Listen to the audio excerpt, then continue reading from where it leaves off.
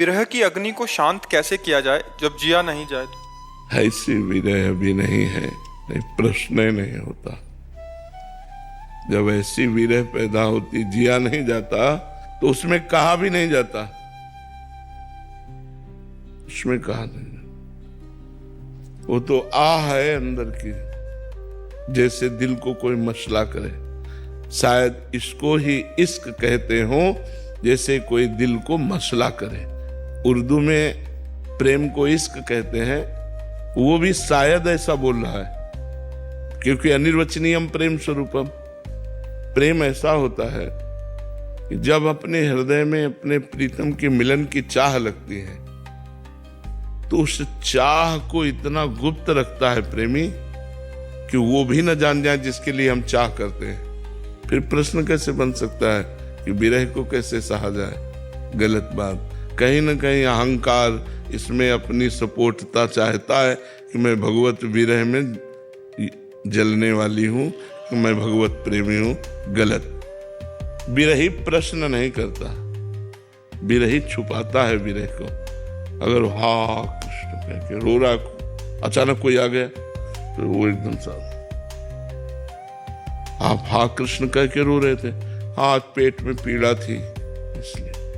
वो ये नहीं कहेगा कि कृष्ण प्रेम में मैं रो रहा था, ऐसा नहीं। गलत।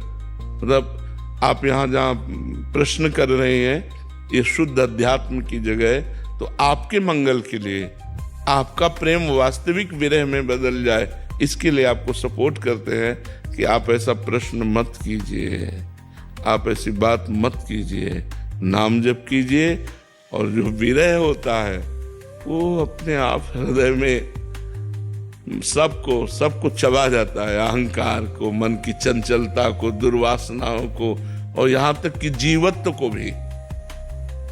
जीवत्व भी नहीं रह जाता, वो ईश्वत्व में परिवर्तित। तस्मित जने भेदा भावात, भगवान और भगवान के जन्म में अभेद स्थिति हो जाती है, वो भगवत स्वरूप हो जाता है। भगवत स्वरूप होकर भगवान में, तन्मय में, पर वो ये जानने नहीं देता किसी को।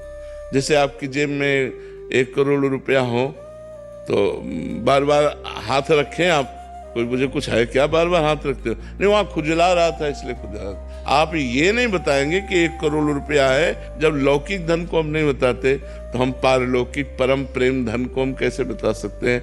हिम्मत ही नहीं बताने की। अनिर्वचनीयम प्रेम स्वरूपम। इसलिए कहीं ना कहीं थोड़ा सा जो अहम है वो स्वाद लेना चाहता है, इसलिए प्रश्न हुआ विरह। चूंकि बहुत ऊंचा प्रश्न है विरह संबंधी, इसलिए इसको छुपाइए।